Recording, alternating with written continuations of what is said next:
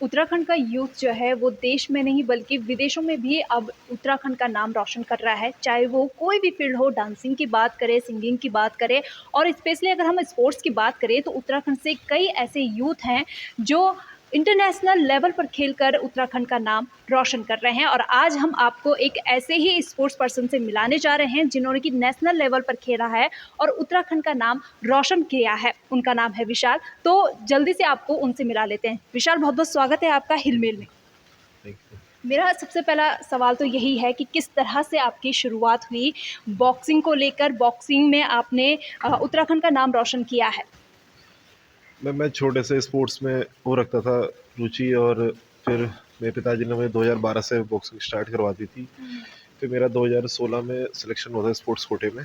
तब से मैं बॉक्सिंग खेलता हूँ, और फिर पहले भी मैंने उत्तराखंड को 2019 में मेडल दिया था भोपाल में। फिर उसके बाद मैं हॉस्टल मेरा कंप्लीट हो गया था। फिर मैं आशीष सर के पास आया। सर ने मुझे ट्रेनिंग करवाई और मुझे अच्छे से अच्छी चीज़ें प्रोवाइड करवाई, तब मैं आज इंडिया को रिप्रेजेंट करने जा रहा हूँ ओके। थाईलैंड। उत्तराखंड के रुद्रपुर से रहने वाले आप हैं और तो इस दौरान क्योंकि बॉक्सिंग में अभी इतना स्कोप जो है उत्तराखंड में देखने को नहीं मिलता है ना? लेकिन आप लोग जब आगे आ रहे हैं तो धीरे-धीरे इसमें स्कोप भी बढ़ेगा। तो इस दौरान आपको किस तरह का स्ट्रगल फेस करना पड़ रहा है?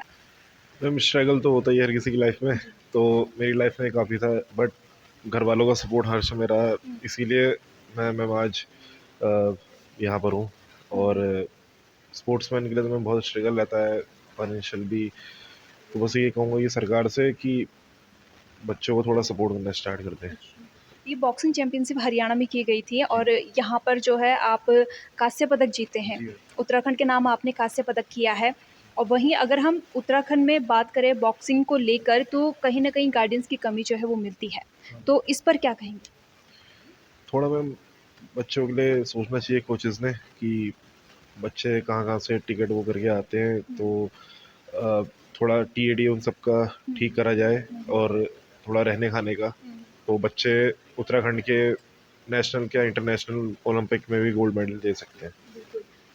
अभी तक आपने कितने मेडल जीते हैं? चाहे वो स्टेट लेवल की बात करें या फिर नेशनल लेवल की बात करें या फिर डिस्ट्रिक्ट लेवल की बात करें? मैम, डिस्ट्रिक्ट और स्टेट में तो मैम हमेशा गोल्ड मेडल रहा हूँ, हुँ। और नेशनल में 2 ब्रॉन्ज अभी तक दे दिए हैं मैंने उत्तराखंड को। ओके। अभी आपने जो ये काँस्य पदक हासिल किया है, तो मतलब किस तरह से अभी तक की आपकी जर्नी रही है? जर्नी काफ़ी अच्छी रही है। हुँ, और यहाँ से जब मैं हरिद्वार में सेलेक्ट हुआ था, उसके बाद हरियाणा गया था खेलने, तो वहाँ पे रोज़ वेट होता था।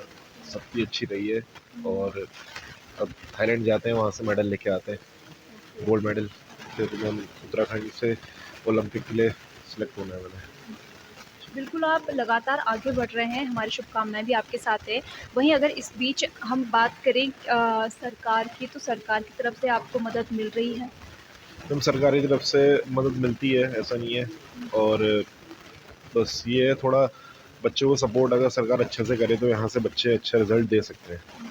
क्या चाहते हैं आप कि बॉक्सिंग चैंपियनशिप में सरकार की तरफ से कुछ ऐसी योजनाएँ हैं कि बच्चे आगे बढ़ें और उनको भी ज़्यादा से ज़्यादा जानकारी हो इसके बारे में कि कैसे किस तरह से मेडल जो है वहाँ तक पहुँचा जाता है, किस तरह से देश के नाम मेडल किया जा सकता है? तो सबसे बड़ी बात, अगर आप स्टेट करवा रहे हो तो उसके बाद 10 दिन का कैंप तो लगाओ। हुँ, उसमें बच्चे को प्रैक्टिस करने का टाइम मिलता है, बट अपने उत्तराखंड में ये सब नहीं होता। हुँ, यहाँ अगर आज स्टेट है तो कल ही टीम को रवाना कर देते हैं नेशनल के लिए। तो ये चीज़ थोड़ी अगर उत्तराखंड गवर्नमेंट ठीक कर दे तो नेशनल में मेडल हमारे उत्तराखंड से पक्का है। 13 के 13 मेडल आएंगे। जी, थैंक यू।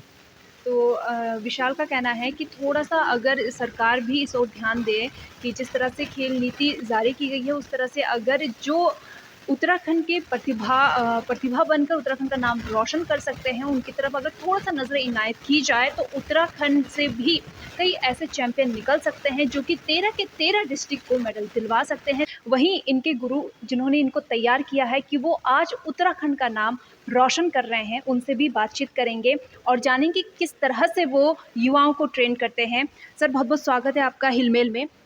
धन्यवाद। सर मेरा पहला सवाल यही है कि आज आपने एक ऐसा युवा आगे भेजा है जिसने उत्तराखंड का नाम रोशन किया है, तो किस तरह से आप युवाओं को ट्रेन करते हैं? और इस दौरान जो है एक बोलते हैं ना कि हर कोई नहीं कर सकता, तो किस तरह की खूबियाँ देखनी पड़ती हैं? सबसे पहले तो मैं बताना चाहूँगा, एक अच्छा बॉक्सर ही एक अच्छा कोच भी बन सकता है ना, चाहे वो किसी भी लेवल का हो, लेकिन उसे प्रैक्टिकल नॉलेज होनी बहुत ज़रूरी है ना। बिना बॉक्सिंग खेले आप सिखा नहीं सकते किसी को ना। और ये गेम ऐसा है कि इसमें तपस्या है, तप है एक तरीके से। कि 2 साल मुझे हो गए मेरी एकेडमी को खोले हुए, जहाँ पर मुझे इस तरह के बॉक्सर मैंने तैयार करे हैं। और मैं उम्मीद करता हूँ आगे भी मैं अपनी गवर्नमेंट को, उत्तराखंड को, अपने देहरादून को, अपनी एकेडमी को इस तरह के बॉक्सर और दूंगा आगे। खेल महाकुंभ हो, चाहे चाहे खेलो इंडिया हो, चाहे राष्ट्रीय प्रतियोगिता हो, राज्य प्रतियोगिता हो, और मैं उम्मीद ये करता हूँ कि मेरे हर मुक्केबाज अंतर्राष्ट्रीय प्रतियोगिता तक जाए जी, और बिल्कुल। वहाँ पे सर अगर बात करें उत्तराखंड के युवाओं की, तो अभी तक आपने उत्तराखंड के कितने युवाओं को तैयार किया है बॉक्सिंग में? उत्तराखंड की बात कहूँ तो मुझे अभी लगभग 2 ही साल हुए हैं बॉक्सिंग अपनी एकेडमी, पर्सनल एकेडमी जो मैंने खेली है। और उस एकेडमी में मेरे अभी तक तो ये स्टेट के गोल्ड मेडलिस्ट तो 2 से 3 लड़के रह चुके हैं। एंड नेशनल का बताऊँ तो इस लड़के ने नेशनल में भी मेडल दिया है। ये सीनियर लेवल पे नेशनल खेला है। सीनियर नेशनल का मतलब ये है कि आप कह सकते हो एक मिनी ओलंपिक की तरह होता है ये, ठीक है। तो वहाँ पर स्पोर्ट्स कोटे के जितने भी अच्छे बॉक्सर्स होते हैं वो सारे पार्टिसिपेट करते हैं। जैसे आपने नाम सुना होगा शिवा थापा, आशीष चौधरी एंड मनदीप जागड़ा, इस तरह के बहुत सारे रेलवे के मुक्केबाज हैं और सर्विसेज के मुक्केबाज हैं, है ना। वो सेलेक्टेड बॉक्सर्स जो हैं वो वहाँ पर आते हैं और वहाँ पर पार्टिसिपेट करते हैं और मेडल भी ले जाते हैं। कई पहले निराश हो जाते हैं।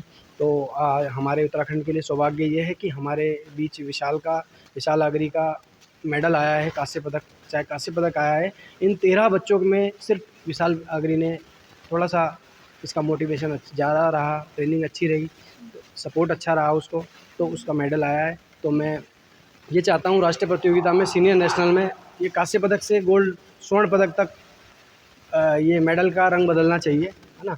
और इसके अलावा बताना चाहूँगा आपको, एक उत्तराखंड के लिए बहुत अच्छी खुशखबरी है कि विशाल आगरी का सिलेक्शन एशियन बॉक्सिंग चैंपियनशिप के लिए भी हुआ है।